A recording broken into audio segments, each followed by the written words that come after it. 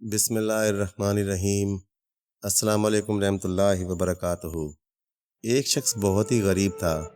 اس نے اپنی بیوی سے مشورہ کیا کہ کیوں نہ شہر جا کر محنت مزدوری کر کے قسمت آزمائی جائے۔ اس کی بیوی نے اجازت دے دی۔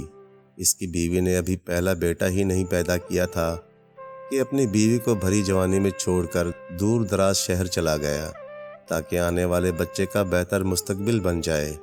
اتفاق سے اسے ایک رئیس کے ہاں ملازمت مل گئی۔ اس نوجوان نے 20 سال اس رئیس آدمی کی خدمت کی۔ 20 سال بعد رئیس آدمی سے اجازت لی کہ وہ اب اپنے گھر جانا چاہتا ہے۔ رئیس آدمی سخی بھی تھا۔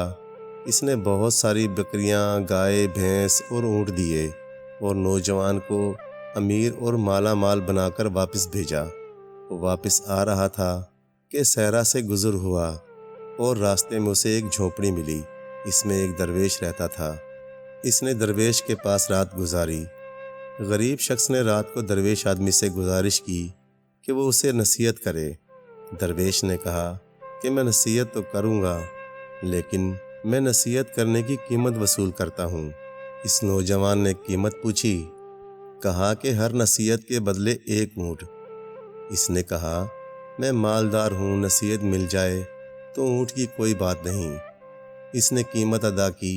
بزرگ نے نصیحت کی، جب بھی آسمان پر تارے ایک لائن میں دیکھو تو فوراً کسی پہاڑ پر چلے جانا، سیلاب آئے گا۔ اس شخص نے کہا کہ یہ نصیحت کسی کام کی نہیں، مجھے کوئی اور نصیحت کی جائے۔ درویش نے کہا نئی قیمت ادا کرو۔ اس شخص نے 1 اور اونٹ دے دیا۔ بزرگ نے کہا جب بھی کسی شخص کی آنکھوں میں شیطانی چمک دیکھو تو اس سے بچنا، وہ تمہیں قتل کر دے گا۔ اس شخص نے کہا کہ یہ نصیحت کسی کام کی نہیں، مجھے کوئی اور نصیحت کی جائے۔ درویش نے کہا کہ نئی قیمت ادا کرو۔ اس شخص نے 1 اور اونٹ دے دیا۔ بزرگ نے پھر نصیحت کی کہ رات کو پچھتا کر سو جانا، لیکن کبھی بھی کسی انسان کا قتل نہ کرنا۔ اس نوجوان شخص نے سوچا کہ 3 اونٹ ضائع ہو گئے اور وہ چپ کر کے سو گیا۔ صبح وہ چل دیا۔ سفر لمبا ہونے اور کئی دن کا سفر ہونے کی وجہ سے وہ تینوں نصیحتیں بھول گیا کہ وہ ایک رات ایک گاؤں میں پہنچتا ہے۔ رات کو جب وہ سونے لگتا ہے تو آسمان پر دیکھتا ہے کہ تمام ستارے ایک لائن میں آ گئے ہیں۔ اس کو درویش کی نصیحت یاد آ جاتی ہے۔ وہ شور مچاتا ہے، گاؤں والوں پہاڑ پر چلو، سیلاب آنے والا ہے۔ لوگ اس کی بات کا مذاق اڑاتے ہیں۔ وہ اپنا مال کھول کر پہاڑ پر لے جاتا ہے اور سو جاتا ہے۔ صبح اٹھتا ہے تو دیکھتا ہے کہ نیچے سیلاب آیا ہوا ہے اور سارے گاؤں والے غرق ہو گئے ہیں۔ اس نے بچ جانے پر اللہ پاک کا شکر ادا کیا۔ وہ کچھ دن پہاڑ پر رہتا رہا۔ سیلاب کا پانی اترتا ہے تو وہ اگلی منزل پر چل پڑتا ہے۔ ایک اور گاؤں میں پڑاؤ ڈالتا ہے۔ ایک شخص کے گھر قیام کرتا ہے۔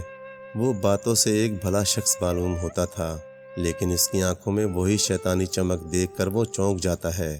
بزرگ کی نصیحت اسے یاد آتی ہے۔ رات اسی کشمکش میں اسے نیند نہیں آتی۔ وہ اٹھا اور بستر کو اس انداز سے پھیلا دیا کہ معلوم ہوتا تھا کہ کوئی سویا ہوا ہے۔ وہ آدمی آیا۔ اس کے ہاتھ میں خنجر دیکھ کر وہ پریشان ہوا۔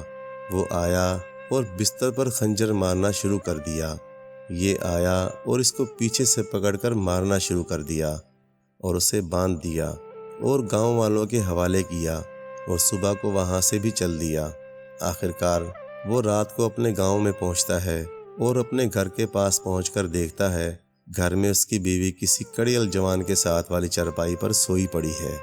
اس شخص کو غصہ آیا اور دل میں خیال آیا کہ میں اس نوجوان کو قتل کر دوں۔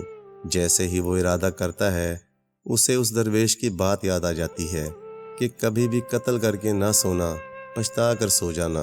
وہ سوچتا ہے کہ پہلی بھی نصیحت کام کر گئی، دوسری نصیحت نے بھی کام کیا، لہٰذا وہ گاؤں سے باہر آ جاتا ہے۔ صبح ہوئی۔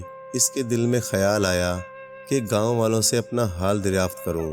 جیسے ہی گاؤں میں جاتا ہے، اپنے بارے میں دریافت کرتا ہے۔ گاؤں والے بتاتے ہیں کہ وہ شخص بہت ہی غریب تھا اور برسوں پہلے روزی روٹی کے لیے چلا گیا۔ اس نے مزید دریافت کیا کہ جب وہ جانے لگا تو بچہ ہونے والا تھا۔